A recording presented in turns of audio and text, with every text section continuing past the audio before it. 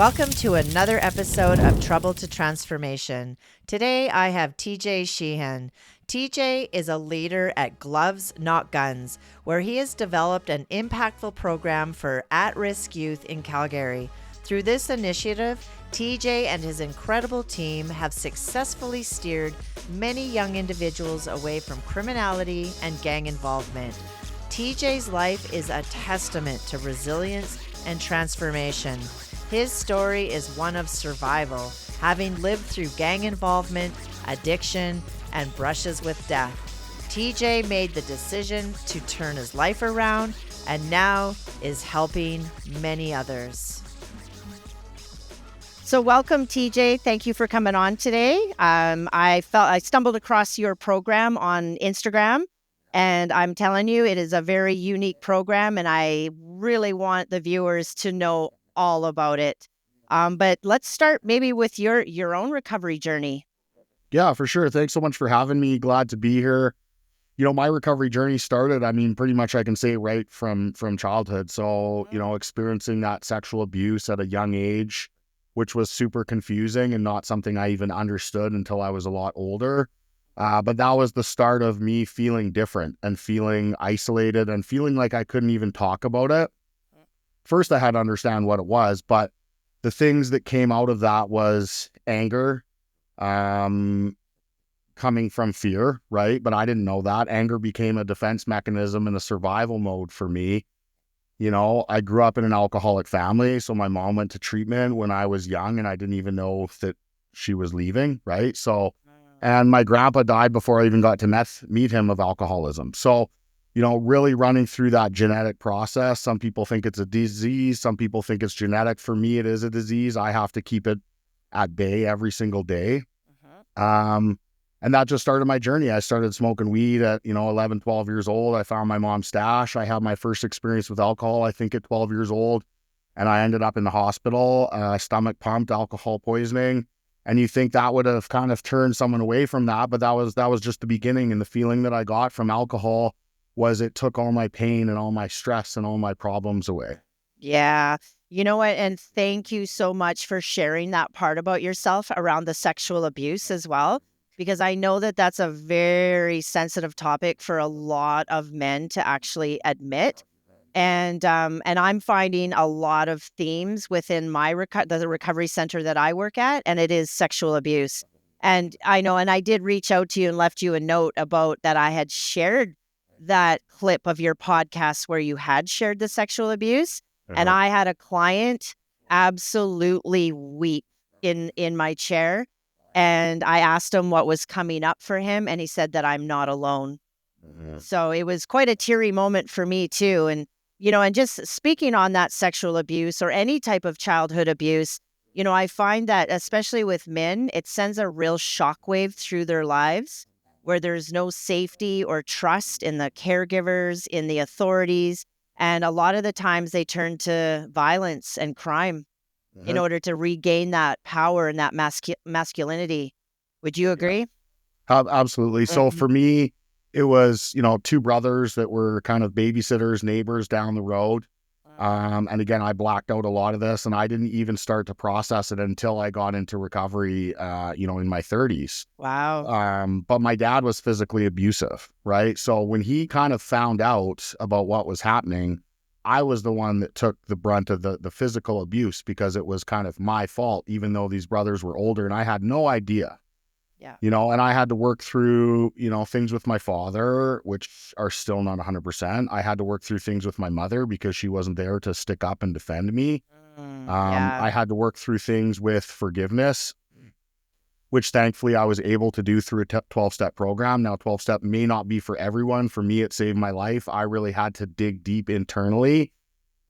But touching on that crime and that power piece, I fell into gangs, I fell into addiction, I fell into a life of crime. When I moved back to the Sunshine Coast where I built my treatment center, those brothers were living on the coast, and it took everything in my power, and I actually messaged them and threatened them, and I was going to go after them pretty heavily in ways that, we can use our imagination to fill the gaps. But it was an old timer in AA, and I did the Back to Basics program that as silly as this may sound, I was able to put them in my hand and give it to God, my own conception of God, and seek that forgiveness. And the only way that I can describe it is having a bag full of backpack full of rocks on my back, and someone just lifting it off and taking it off. And I recover out loud so others don't have to suffer in silence. That's part of my journey. That's something that I really had to dig deep to figure out how to do. And I find the more that I do that, especially with the sexual abuse, I reconnect with men who have had similar experiences, and we now have a commonality, right? We have something that we can share together, whether it's a negative experience or not. We are, just like you said, not alone. And I think that's so important for men who have experienced that horrible, horrible thing to be able to talk about it in a place that's safe. Yeah. And there's not many places that are like that. And to be able to have someone who's been there and be like, I understand, I know how messed up that was, Yeah. is definitely a thing of beauty and something that needs to be, more openly talked about. Yes, I agree. And I really love what you said about I recover out loud. And it's interesting because I had interviewed a combat soldier that was in Afghanistan, and he said the exact same thing. I heal out loud. And so it's amazing that the brotherhood now is finally coming together and speaking on these topics. Now, I did hear you say that you did get involved with some gangs yourself. Mhm. So I guess that goes without saying you were a violent offender. I was, yeah. Yeah. Yeah. Yeah. For me, I mean, you could say my gang recruitment probably started at a very young age, unwillingly. Okay. How Um, young? well, the seeds were planted in the sense that I was an only child. I wasn't close with my father. Because of the sexual abuse, I felt like I was kind of an outcast and different. Right. So, from 5, 6 years old, I was craving that connection. And I would seek that connection in, negative friends. When I was about 15 years old, my first experience being arrested, I was kicked out of the family home, kicked out of school. So I was basically homeless with no education. I fell into a crowd who started, had some high operation grow ops, and I ended up just living in a house looking after a grow op. I had a gun at a young age, a shotgun to protect myself. And that was kind of the start. And, fast forward till about 25, that's when I got really involved in the gang lifestyle. And it was riding motorcycles with people who had my back. Yeah. And I felt like finally I had that brotherhood that I was seeking out since about 5 years old. Yeah. Wow. So did you get into trouble with the law then too? Do you have a criminal record and Absolutely. So, I mean, just to back it up a little bit, after I was, living and running those grow ops, that was when the kind of rip culture was starting to happen. So people were doing rips, and I got a little bit involved in that. Basically, burned a lot of bridges in the small town that I grew up in. Lied about my age, moved to Alberta, worked on the oil rigs, thought that I found that sense of belonging with a rig crew, and really got into that. I did that for about 10 years, built a pretty normal life. Had a house, bought my first house at, 24. I was a driller on the rigs, making 150 grand a year, had all the stuff. And then the recession hit, and I had to figure out how, going from 150K a year to zero, how I was going to continue to pay for that lifestyle. And I got back into the drug trade. And then with that drug trade came, that opportunity to join that gang that I was so, seeking my whole life. And that went from 0 to 100. I mean, it went from moving, a couple grams here on a weekend to bricks of cocaine, doing extortions, kidnapping, guns all across, Western Canada. And then it just started. I mean, I caught a break and enter charge, prohibited weapon. And then that fell into an extortion kidnapping charge. So I had my house, raided by alert, the SWAT team. I was under investigation, and I was looking at a 10-year bid in jail. wow. Luckily the witness didn't show up, and I had a really good lawyer, but that was kind of the start. And I was on the radar right from the minute I started because of my violence tendencies. Yeah. And violence brings heat. And I was good at what I did. I was good at fighting. I was good at, kind of the extortion piece, and that's what I ran with, and that's what people knew me for. And it was just hard because it wasn't who I was aligned with that core value of me. And here I am being this violent, angry person. And I use that sexual abuse and abuse as fuel to do a lot of the things, collections and stuff that I did, but that wasn't who I was as a person. So I was always having this personality challenge within me. And that's where the drugs really came in to kind of numb some of that out. Yeah. Yeah. Wow. That's quite a history. Yeah, and it's interesting because we kind of share a little bit of that same history too, because that's how I started was in the grow up. And then I also found the oil field because once I got out of that life of crime, I needed something to fuel that lifestyle. And the oil field definitely delivered, right? Yeah. Interesting. Wow. And and it's interesting because the whole gang life, I feel like young men, adolescents, when they don't have that proper guidance and that support from community, they go from boys to men in that initiation period, which is what they find in the gangs. Mhm. Yeah. So thank I you for mean, sharing that part. yeah, no, for sure. The big buy-in for me was I got arrested. Um, and a couple of the guys went to my house. They took all the surveillance. They took my guns out of the house. They took my vehicles and parked them down the road, in case the police came this first time and raided my house. Wow. And that to me just spoke brotherhood, that they Yeah. cared about me, that they loved me enough to not have, me go to jail for longer. I had a lawyer that was paid for by the club. And, that was kind of my really buy-in, that it was ride or die from that point on. And that I actually really, for once in my life, had people that had my back and cared about Yeah. Yeah. A brotherhood. brotherhood, right? And seeking that Yeah. out. And that was this powerful thing that I couldn't turn my back on. Yes, absolutely. So now with all of that being said, TJ, like what was your pivotal moment then in recovery? Like what was the catalyst of trying to get sober? Yeah, and I mean, I've talked about this and shared this a few times. So, 3 in the morning one night, I was sleeping and my house was shot up in a drive-by. Someone came by and Oh. shot 7 shots, ripped through my house right over where I was sleeping. And that was kind of the start. Then I wouldn't leave the house without a gun and a bulletproof vest. I'm going to Walmart to go buy groceries, and that's how I would, that was the norm for me. Mhm. I was on house arrest. I couldn't leave the house. Started using the drugs a lot more just to kind of numb everything out. And then it came to that pivotal point where I didn't want to live. There was a point where I had all my guns, my vest, everything on. I was ready to dial 911 to have the police come to my house so I could suicide by cop Whoa. and really have that shootout with them. My dog, Ghost, the dog that I had at the time, he was the one that kind of really saved me. I looked at him and I just kind of had a breakdown. And a couple days later, I didn't want to live anymore. I felt so trapped. I took my gun and I put it in my mouth and I pulled the trigger, and Wow. that gun jammed to this day. I've mentioned it many times before. I still don't know why. It's that higher power thing.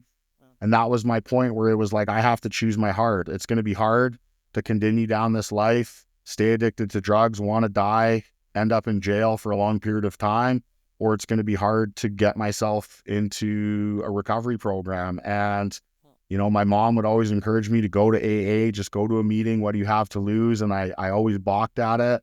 Mhm. And for whatever reason, I said, I have nowhere else to turn. And I went to my first AA meeting. It was a men's group, about 50 people.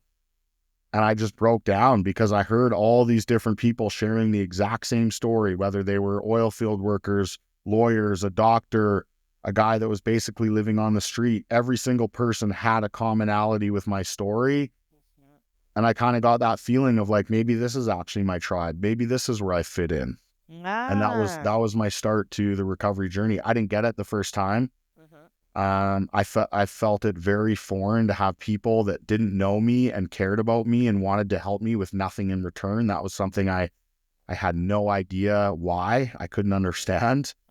Ah. And I got a sponsor and I started working through the steps and got really uncomfortable with myself and just started to kind of tip that iceberg under the water of what that huge piece of trauma was. Yes.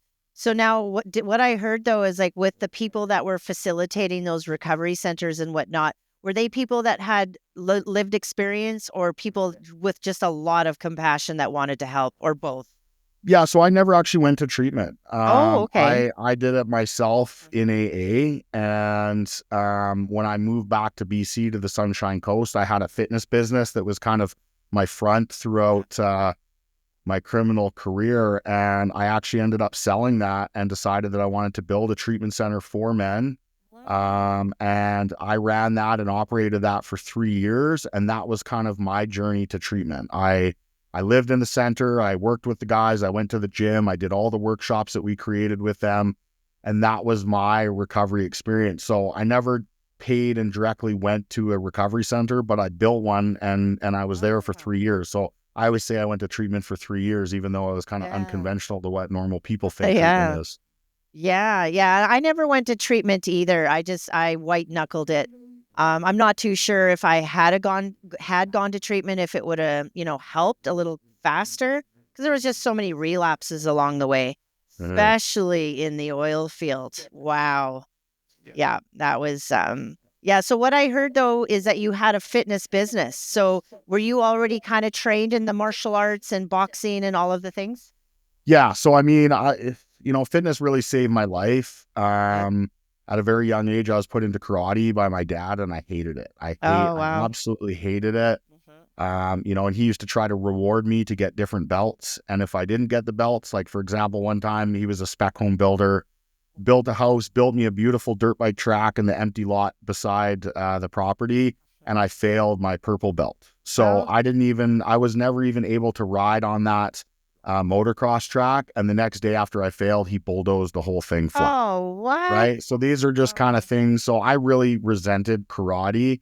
Mhm. Once I got into boxing and mixed martial arts, where I was actually able to punch and move my body, that's where it really started. I almost got a fight when I was about 20 years old, and then I got called back to the rigs. I was training really hard, and then I went back to the oil field.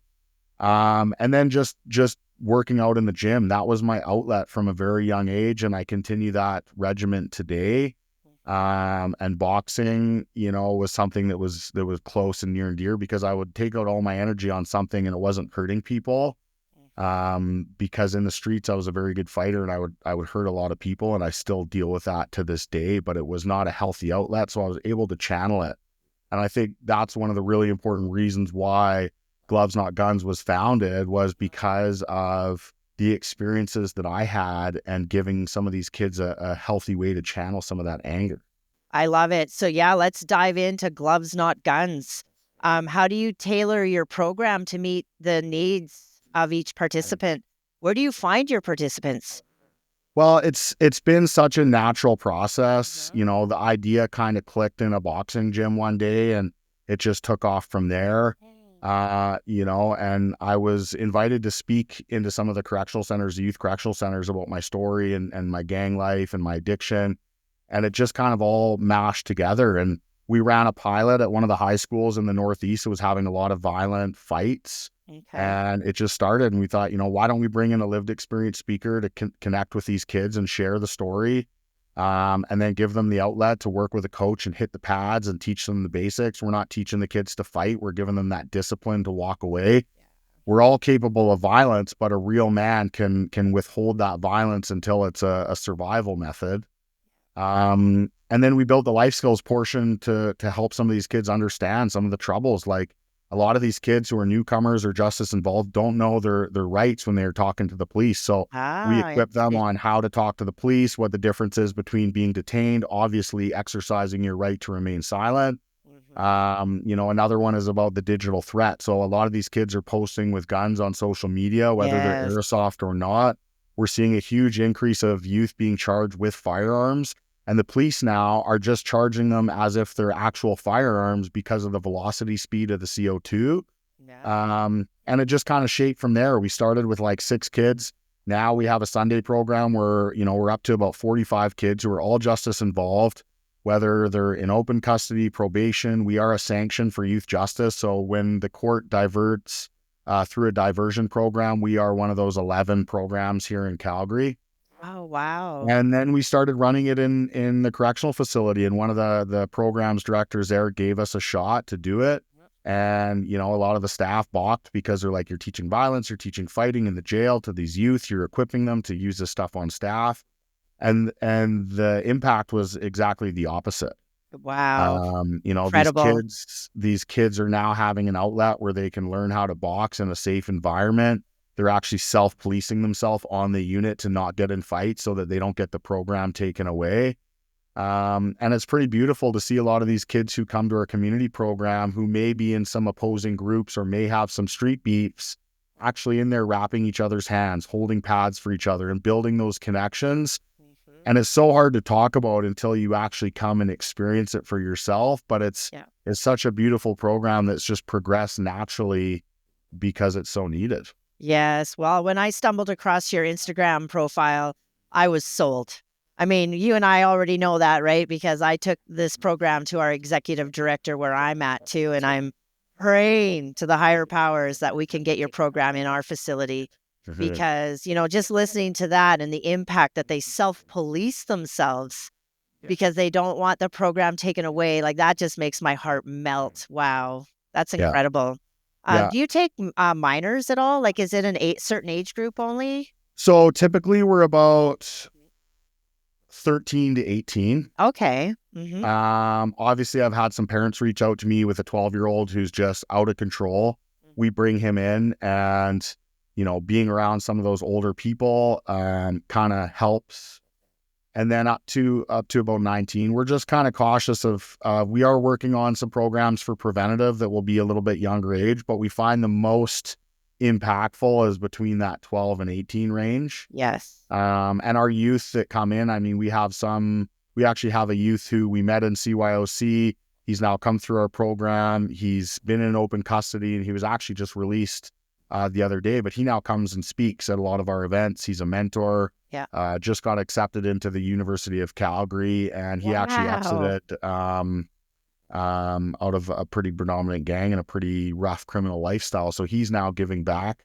And that's one of the things that we really want to have our program do, is have the youth come through, but then come back and offer that, hand up afterwards. Yeah. Was that the young man, the really tall young man that you and your facilitator was with? Out front of the courthouse or the Calgary courts? No, so though we were actually supporting that individual. He wasn't in the picture, but that was the individual who we were supporting. Yeah. Those are the other team members. And it was just beautiful to watch even the judge talk about how he's been volunteering and giving back. And as reluctantly optimistic as the Crown was, he had a bunch of people in his corner, and it was just his time to shine. So it was a really beautiful experience. Wow, I love that. Yeah, I took that photo and passed it around the facility too. I'm like, look at this, like, because I do write a lot of letters for some of the guys. Yeah. But I mean, I think that this is just next level. Like, this is incredible, right? This is why I wanted to have you on, because we need to spread this far and wide. Right. Yeah. Yeah. Yeah. It's pretty cool because we meet a lot of our youth inside of CY. Yeah. And we build those relationships. They just need people to show up for them. Yes. It's filled with correctional officers, professionals, social workers. But when you get, individuals with our background who come in and can really connect with them on that level, in that no judgment space, a lot of times as soon as they're released, I'm the first call that they make. And then we bring them out on Sundays and support them. And another part of this program, as much as we talk about boxing and fitness and life skills, is connecting these youth to trades, employment, school, resources. So we're in the background right now kind of building a program where we'll actually take them around to some of the bigger corporations who are willing to hire some of these kids through the trades, finning, places like that. And then we can kind of vet them. If they're going to show up to the boxing program for 6 weeks on time every time, they're willing and ready to maybe take that next step into employment. And financial motivation, whether it's illegal or legal, is a huge reason for a lot of these kids and their charges. And, to have a 15-year-old kid who's maybe justice involved, or 17-year-old kid to go onto a website, fill out an online application and wait, or call a 1-800 number to wait, to have no idea if they're going to get hired. They have no experience. And then there's, a trap house and someone saying, hey, I can give you 10 grand to go do a murder for hire. Yes. Where do you think they're going to go? Right. And we've had instances that have been just exactly that, and really working with the kids throughout the whole way to find what their purpose and passion is, and then shine the light on that, and give them the support that they need. Yeah, that's incredible because that's kind of what I stumble across as well. You know, these guys complete a 6-month program with us, but then what? You know, a lot of them don't have a resume, they don't have a lot of work experience, and some of them don't even have bank accounts because they've been in trouble with the finances. Some of them can't even get money mart accounts because they got debts there too. So there's not a lot of options for these guys, and that's where we really need to make change for sure. And I mean, Yeah. the transferable skills, for Mhm. instance, there's a young guy who was doing a bunch of the the vape store robberies, cannabis store robberies, and he was kind of the mastermind. He's actually really good at it. Yes. And, so it's about taking that individual and saying, okay, well, do you know what pen testing is? A lot of these companies will actually hire a consultant to come in and do penetration testing. So with his skill set, that he knows how to break in, where the cameras are, how to get into the safe, all that stuff, Mhm. helping him understand that we can work with him to create him a consulting position where he can actually go to some of these vape stores and say, hey, your locks are weak there. If I was going to come in, I would break in because there's no camera here. This is a weak spot. Wow. And actually having these places pay him to show where the weak spots are, rather than him just having to go back and do more robberies. And he, Yeah. the eyes just went huge, and he's like, wow, they would pay me to actually do that. So it's really just about finding some of those transferable skills. If you're a drug dealer and you're good with money and supply and demand, and you know what that takes, that can be transferred into sales job where you can go and sell cars and make $250,000 a year if you really hustle and you're a grinder. Yeah, I love that. And just as you were explaining that, a few guys ran through my head. Yeah. You know, like they're really good. They're like chemists, or they can build bombs. They can make firearms out of like just household items. And I'm like, where did you learn this? Yeah. You know? And so, yeah, now I actually use that too, that transferable skills, because it's Mhm. true. Yeah. Yeah, it's absolutely true. Yeah. So now within your program, when you are working with the youth, have you ever had individuals that were rivals out on the street and come with beefs? So we have had that a little bit. And I mean, you know, because we're non-law enforcement based and we really emphasize that, a lot of the youth tell us just about everything. Mm. Right. So we're actually getting into kind of doing a bit of violence disruption. I'm actually going to one of the high schools next week to sit down with about 32 kids who have all been identified on video as having this rivalry that's been ongoing. Ooh. And we're actually going to sit and kind of mediate and break down what that looks like. Mhm. It wasn't so much a rival. It was two people from the same school that were loose friends, but one was kind of watching the other one get in trouble, and they kind of were off having a bit of a side conversation. And the timing was perfect because we had finished the boxing, we all jump in the ring and we sit in the ring and do our life skills, and we were able to bring them in and have that open restorative justice style mediated conversation right in the ring with these two individuals, and have everybody's input. And it was something I've never experienced. It was beautiful. And these two kids ended up hugging it out after. Wow. And, everyone got a piece of knowledge Mhm. from their experience. And to be able to facilitate that and have everyone share their insights of, well, I agree with him because of X, Y, and Z, or I agree with him because of, A, B, and C. Yeah. It was a really powerful experience. And I think that's something that we're really looking at getting more involved in, because a lot of the gangs that are out there and the higher ups, they don't want these, for lack of a better term, kind of dumb kids running around causing heat, causing violence, causing Yes. stupid things, because all those mistakes cost money. Mhm. We're never in here trying to dismantle the gangs or put anybody in jail.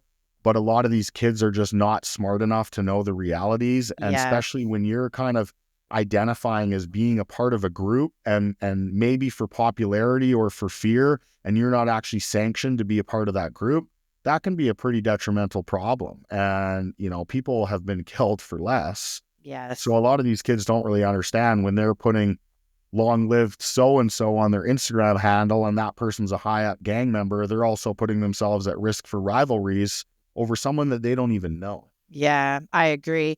And we have that same issue too sometimes, where we have guys come into the treatment center where they had beefs on the street, and basically we tell them that they have to leave that at the door, because no one should ever stand in anyone's way of recovery. And I'm not too sure if you're familiar with Dawson Creek, but that's like my old hometown. And there is like such a spike in violence and shootings and murders and missing people. And from what I've heard too, like, the higher ups are not impressed with that because it's not good for business. Yeah. So they're on a trajectory of just absolute self-destruction. Yeah. And I mean, that's one of our kind of personal journey goals, I guess, is to be able to mediate some of these and have some of those conversations. Because a lot of the higher ups will just wipe everybody out, right? And it doesn't have Yeah. to be that way. They don't necessarily want it that way. You get a lot of these groups that are moving in that have nothing to lose. And it becomes messy. And, a lot of times groups can move into certain areas as long as they're paying certain people tax. But if they kind of miss on some of that, it just turns violent. And a lot of these places like Dawson Creek or Vermilion or places that are out of the kind of hub are being hotspots for super labs. And Canada's actually creating their own super labs now and manufacturing all their fentanyl and crystal meth right here on Canadian soil. They don't have the need now to import it as heavily as they can. Ever since COVID, they really turned internal to start creating it here. Yeah. And now we're actually one of the biggest distributors internationally, exporting it out of Canada because of those super labs that are happening in these rural communities. And the effect that ripple effect that's happening on these small communities is devastating. Kids that would never get into that stuff, hockey players right into sports, are Yes. now falling into the trap. And it really doesn't have to be that way. I mean, I personally believe organized crime should stay organized. And, the kids glorify and glamorize this lifestyle when they have no idea what the realities are. And they end up dead or addicted to drugs, which usually leads them down that same path. Yeah, absolutely. And would you say that it's escalating? Like we're starting to see more violence? Absolutely more violence. And I mean, a big part of the violence is not even really, you know, drug and gang related. A lot of it's real huge spike in the social media culture of people starting these little internet beefs, and then they're spilling out into, shootings on the street, or older brothers are shooting on the street. I think Alberta is kind of turned into a hotspot also because of the population increase, where a lot of people Right. have moved over here from Vancouver, Toronto, everywhere. And the gangs and the drug dealers are capitalizing on that. Yeah. And with that comes, that violence and heat. And I mean, the police can't keep up. I'm a firm believer of non-law enforcement intervention. Yeah. And we're building out that gang exit program that's for all ages, but because it's non-law enforcement, I think we're going to really see a lot of success with that. Yes. And again, it's putting down the guns, putting down the egos, and Yeah. having some conversations that are facilitated to really get to the root cause. Because when you get to the root cause, and anyone with half a brain will actually look at that and say, what am I doing? Like, Yeah. what are we even doing here? You Yeah. know? Yeah, and I find too, like with social media, the music, just all of the violence that we're seeing in all the like movies even and the gaming and whatnot. I feel like maybe a part of that is desensitization, right? Like, people are being a little bit more detached now.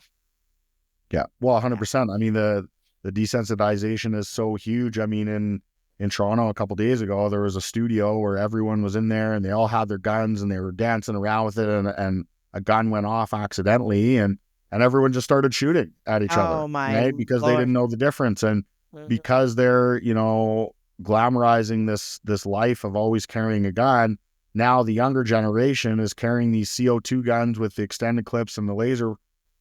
laser pointers and posting all about it, and they have no idea the repercussions that can come of that. I mean, we have a youth who actually got a scholarship down to the States, super successful athlete, and he was holding a CO2 for someone. He picked up the charge. It's being charged as an actual firearm because of the velocity, and his whole life is changed now. And he, Oh man. we're writing letters and we're trying to support, and he's really changed it around, but we don't know if he's going to continue to get the scholarship. And, if he doesn't, that could be totally detrimental to his future over one little mistake. Wow, that's profound. Wow, that's really unfortunate though. Well, fingers crossed though it works out to his advantage, because that's a tragedy almost, with the scholarship. Yeah. Yeah. And I mean, these kids don't understand too, like, when the cool guy hands you a gun to look at and check it out, and they're holding it and putting their fingerprints all over it, and then they hand it back, that gun is easily, could be used in the commission of a murder, where the Yeah. real hitman wear gloves and protect themselves. And now this kid's DNA and fingerprints are on a murder weapon that he just held to take a picture with, and he has no idea. And Oh, that may wow. come 6 months down the road, a year down the road, it may never happen. But imagine a kid who, a year and a half down the road, all of a sudden gets alert knocking on his door and saying, hey, we have a warrant for your arrest for a homicide because your DNA was found on a murder weapon. I mean, the Oof. kids Yeah. just don't think these things through. Yeah. And even if they're, proven not guilty, the process to get there, it takes years, and your reputation and all the media and the headlines, right? Like, it pretty much scars a person regardless if they're proven not guilty anyways. Absolutely. And Yeah. one of our speakers is actually a really good rapper and a musician. Mhm. And that's one of the things that he really shares is, he was running a multi-province trafficking ring. His brother was murdered inside a Drumheller. They both got sentenced and went to Drumheller.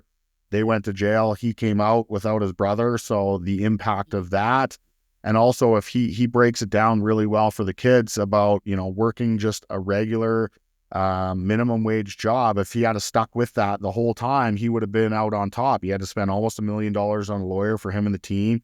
He was in jail for 7 years, making $0. Yeah.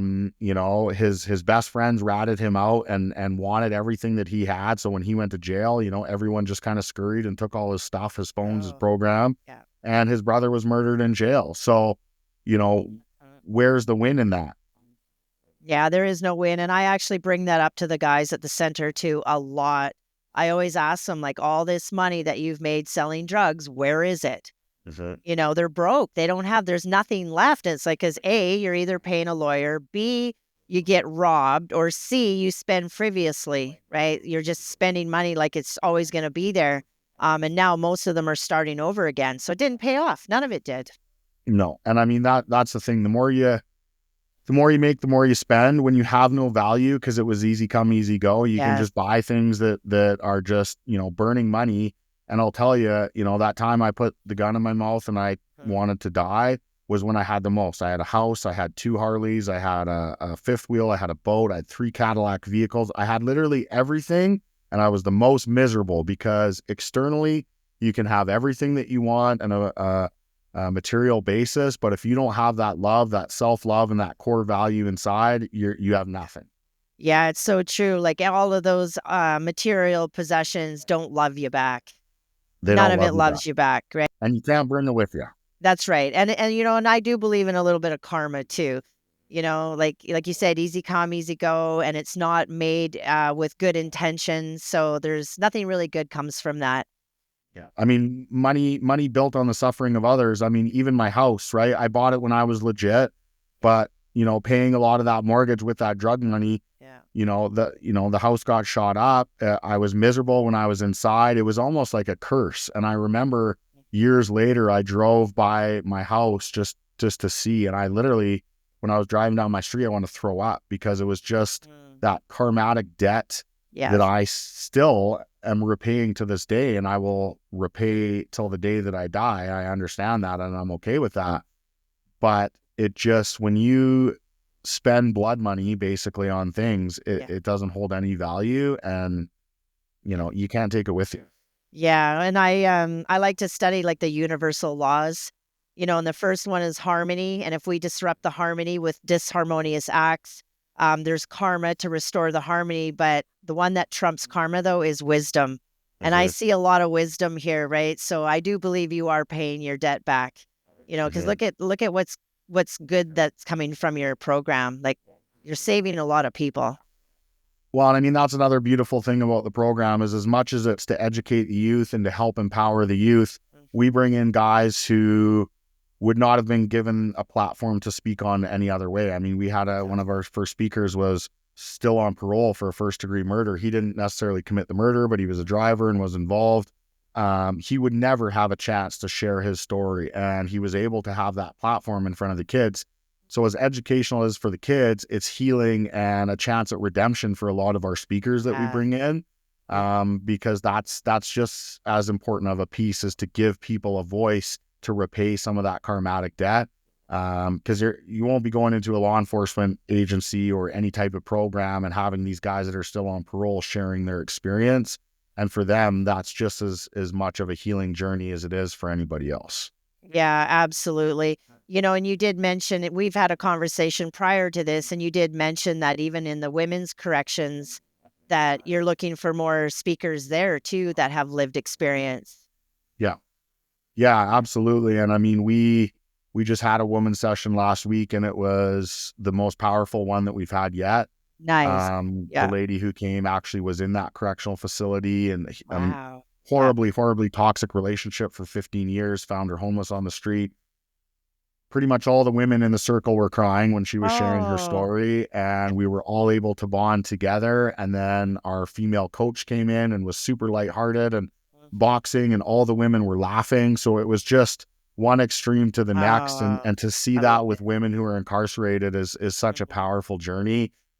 And we also want to be in there too to show these women that there can be healthy men in their lives. Absolutely. That Yeah. men can change and not all relationships have to be unhealthy. But I think that's an important piece for our program too, because a lot of these ladies are in there because they're hugging charges for a man, or were caught up in, or, and that's a huge part too, is a lot of these women, make these mistakes and get left behind. So we really want to empower them to, make those positive choices and know that not all men are bad.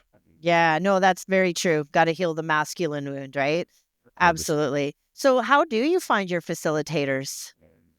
We keep our team very small. Yeah. That the tall guy that you seen in that picture, Kale, we were actually, a part of the same crew together, just in different charters of the province. And Okay. we reconnected. The universe brought us back. We didn't even know until about a month after, and we started sharing some of our stories. We're like, holy shit, Mhm. Kale, it's you. And we kind of brought back all these memories, Mhm. so a lot of the guys just come to us, and we have our own vetting process. Like, yes, we'll look at your criminal record and all that stuff, but that doesn't define you.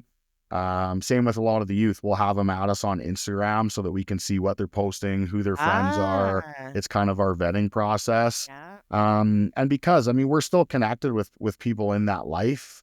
Mhm. Obviously the relationship is different, but it also gives us that advantage for information to use for youth safety. Obviously nothing goes to the police, or nothing goes Yeah. beyond that. Mhm. If we ever had to do any type of mediation, but again, we really want to have kind of the people that have that deep lived experience and have been through the shit, Yeah. to give back. And there's a lot of really good people that, the court system or media or the police really frown upon. But if you actually get to know them, they deserve a chance just like anybody else. Absolutely. Yeah. Thank God I was able to apply for a pardon, but it took years.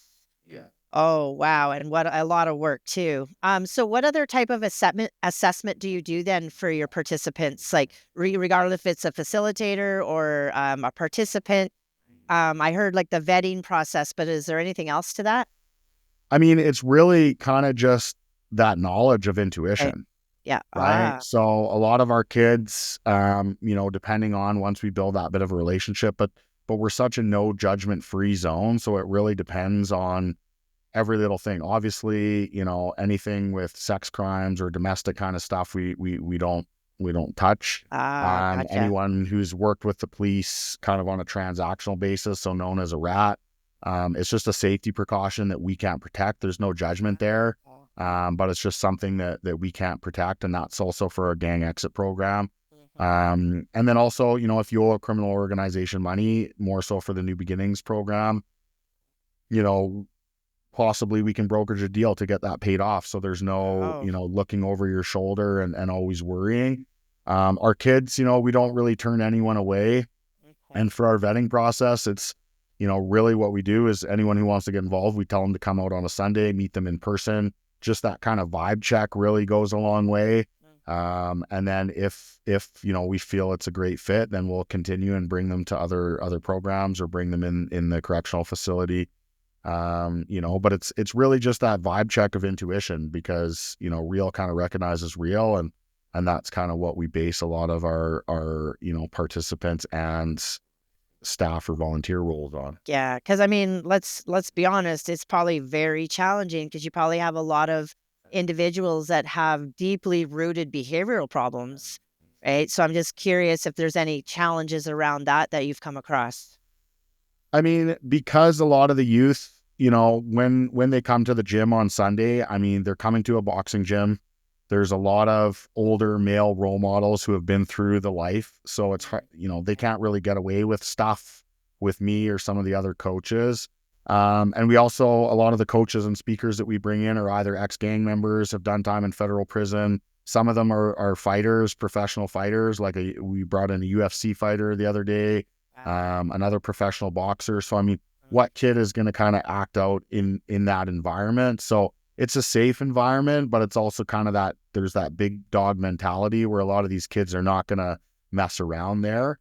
And it just kind of naturally works. I mean, we've had some trouble with some coaches and stuff, just kind of boxing politics. There's a lot of politics within the gyms and the different gyms in the city.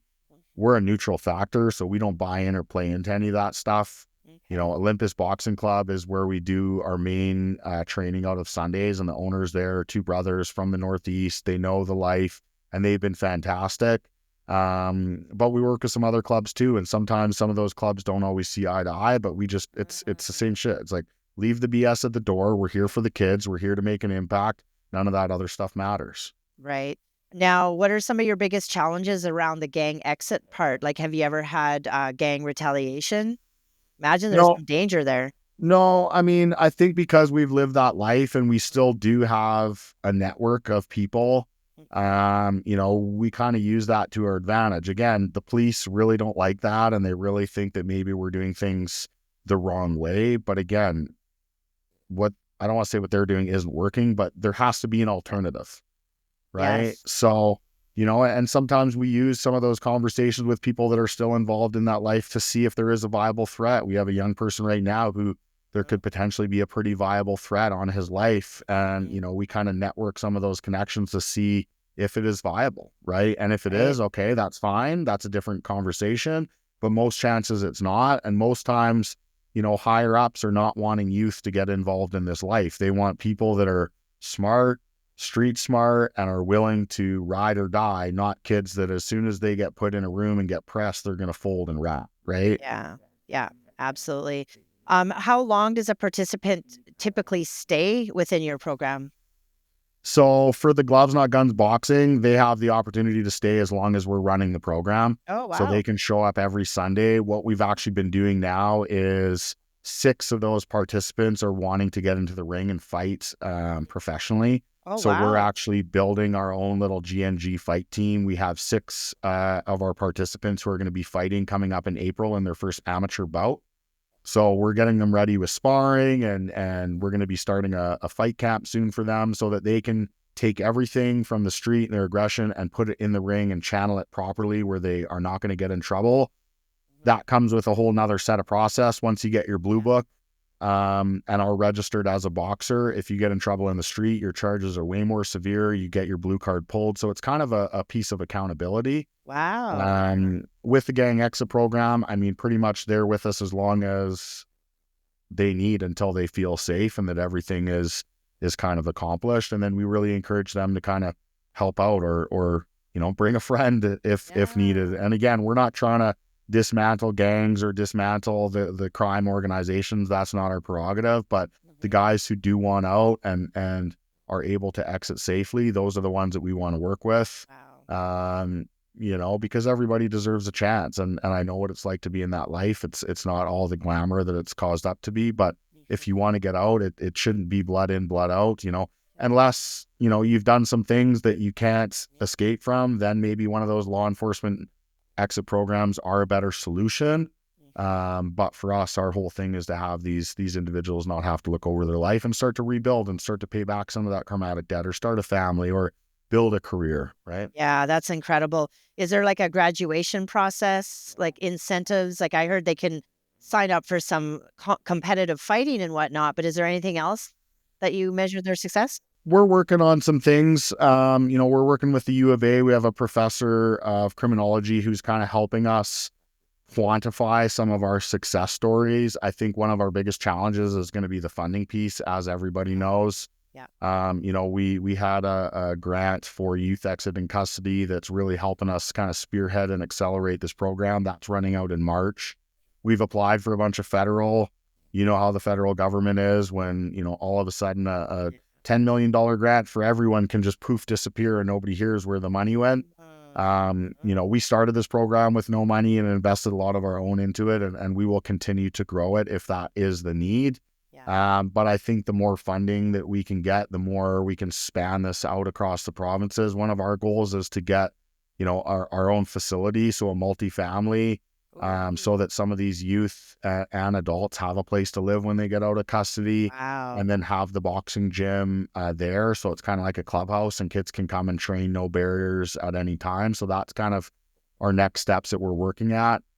I think one of the biggest challenges for us right now is seeing all the gaps in the system and not being able to fix them. If it was like, we could literally go in and say, this is the problem, this is how you fix it, it would be an easy fix. But the red tape, the bureaucracy, the government, the police, all these different factors really set people up for failure. And they wonder why the crime rate is so high and the jails are full and the courts are full. But if there were some small adjustments made to the system, it would be, I don't want to say flawless, but it would run so much smoother. But people just don't want that to happen. And I hate to say it. I mean, in the recovery industry really opened my eyes, but people make a lot of money off suffering of others. Yeah, you know what? It's so disheartening. I'm new to the nonprofit organization, and even just looking at that and realizing that people have to really work hard in order to get the funding and apply for grants and the donations and all of the things, I'm like, that doesn't even make sense. Like it should be a mandated program that has federal or provincial money every year without any questions asked, because we just did a 3-year study on our center and the rates are like they're very impressive. We have a high success rate. Mm-hmm. So these programs do work. Why is there no money, Yeah, it's crazy. And the other thing we find too is, same with recovery. I mean, you can't just put someone through a 30-day program and that's a success. Like, a lot of times with recovery, it's 90 days minimum, and then you need at least a year or two of aftercare. And, with our program too, a lot of the kind of boxes that programs fit in is like, okay, 6-week program, get the kids in, measure the data, do the before and after surveys, ship them out, get the next group in. And we just don't work like that. Like we're wanting to have no barriers, run all year round, kids can come. Yeah. And then we start to build the programs outside of that, the employment program, the mental health program. But it takes so much. I mean, literally I work at this, 10, 12, 14 hours a day sometimes. It's nonstop. My brain is always going. And, it gets scary when it gets down to the funding of, oh, okay, well, now we've started. Now we're serving over 225 kids within the province. And, in 2 months, our funding could be over. Then what? What do we tell these kids? Oh, sorry, nobody cares about you. We that'd be heartbreaking. Right? That would be heartbreaking. We're all hustlers. Like, the whole team, we're all go-getters. We're all hustlers. So we'll make it happen no matter what. Yeah. And we'll do whatever we have to do to make it happen. But it's frustrating because we see some of these groups that get huge grant funding and none of it goes to program. It all goes to administration or to salaries for people that, how do you have a program that serves 50 kids a year and has 6 coordinators at $128,000 a year for a coordinator? Like it's mind boggling. Yeah. Well, I mean, it's hard because it's like, I would do this program regardless. Yeah. but at the end of the day, I have to make sure I have a roof over my head and a Yes. vehicle and everything else. It's that Maslow's hierarchy of needs. If I don't have that, it's hard for me to give everything to these kids. And, Yeah. with the economy and the world and the rent and the cost of living, Mm. it's scary out there, right? Yeah, And it's so true. when you have guys like us that have made quick, easy, fast money, Mm. I'm over the temptation phase, but there's been a lot of years where I'm like, I could just go do something pretty quick and I'd be okay and not have to worry about it, So that's where that real challenge comes in, is to know that, God, higher power, whatever it is, will always, give us the right thing. But sometimes it's hard to see when you have those blinders on of that Mm. financial insecurity of like, am Yes. I going to be able to pay my rent this month? Yeah, I know it is a struggle. However, like some of my community just keep telling me like, keep going, Rhonda, keep going, trust the process. And I'm like, Yeah. I'm trusting the process, you know? Yeah.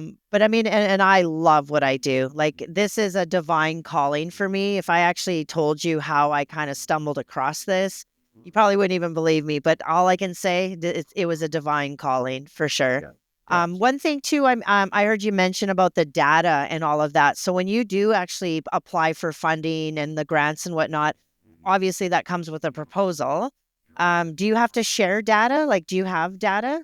Well, so this project, we do have some data, but I mean, it's quantified, and yes, maybe it is what they want to see. Attendance, it's hard to show some of the recidivism reducing rates. And I Yes. mean, it's like, how do you quantify a kid who's, being recruited to do $20,000 murder for hire? And now we've helped him start his own business, Yes. and he's being successful in that, and has, gone through the process, and now that's not a reality for him, but that was, and he was this close to, making that decision. Mhm. How do you put that in a data quantifying metric?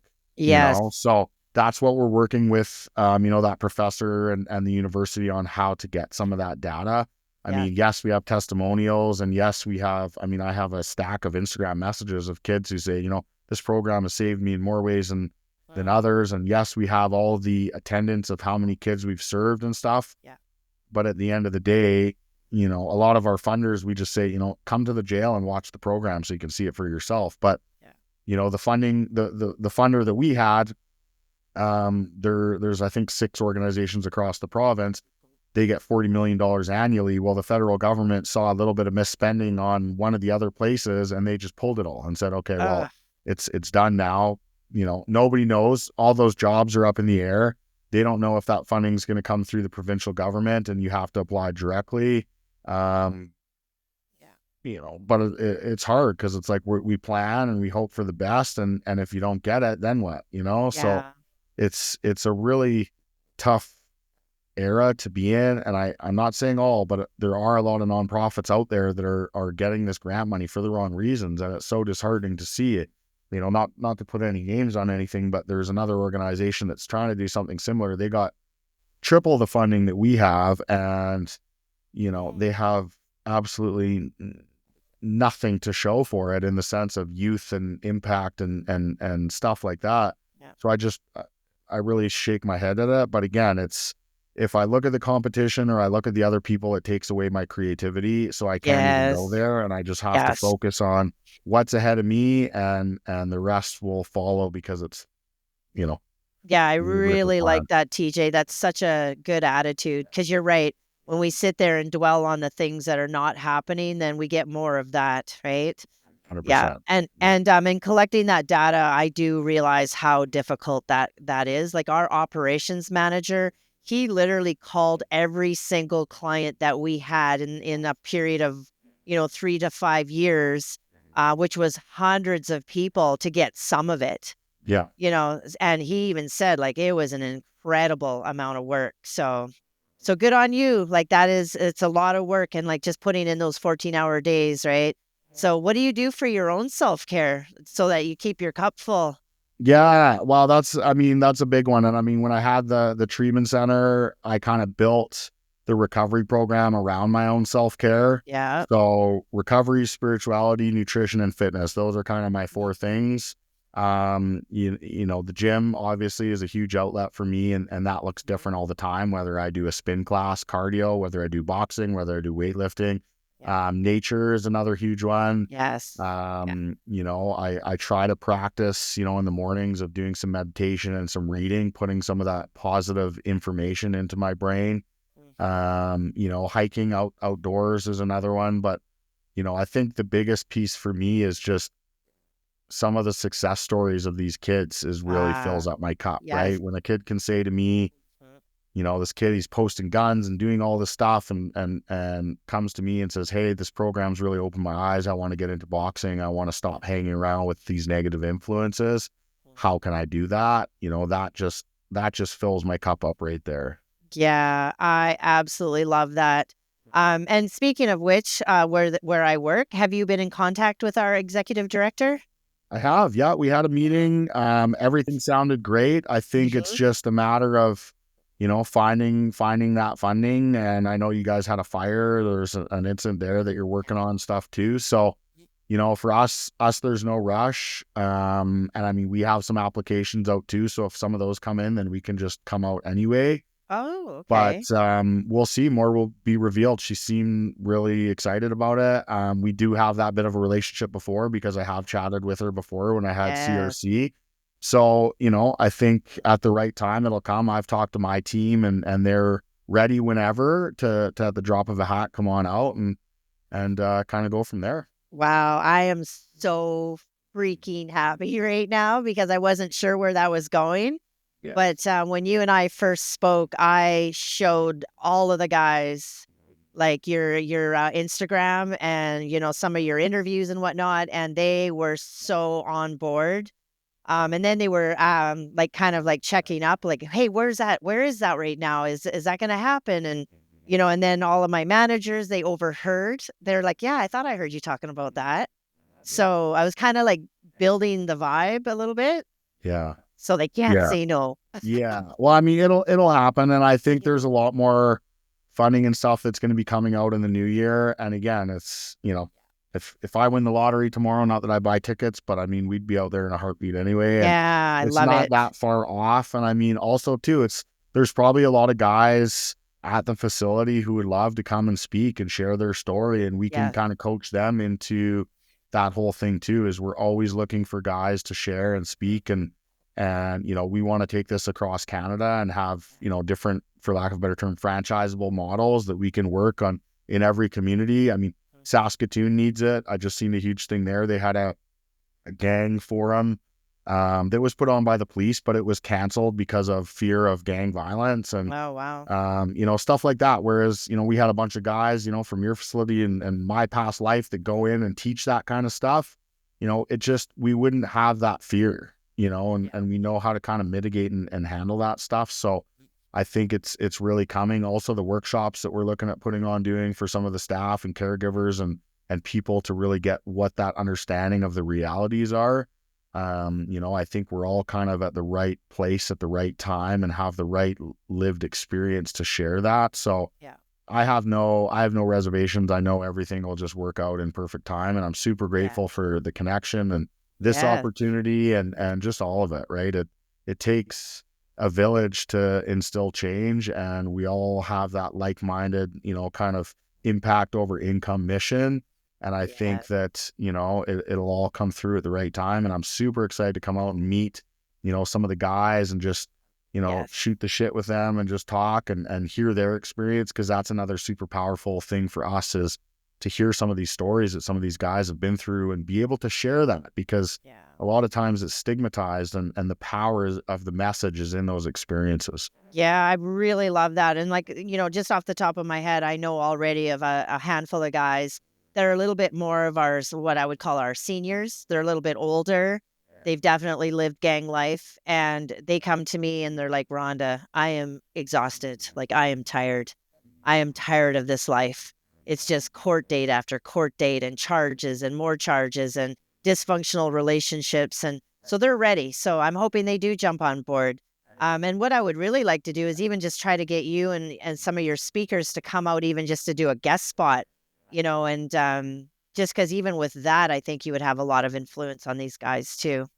Yeah. 100%. Yeah. Yeah. I know the other two guys, Mhm. they're all in and they have some great stories, and it's just,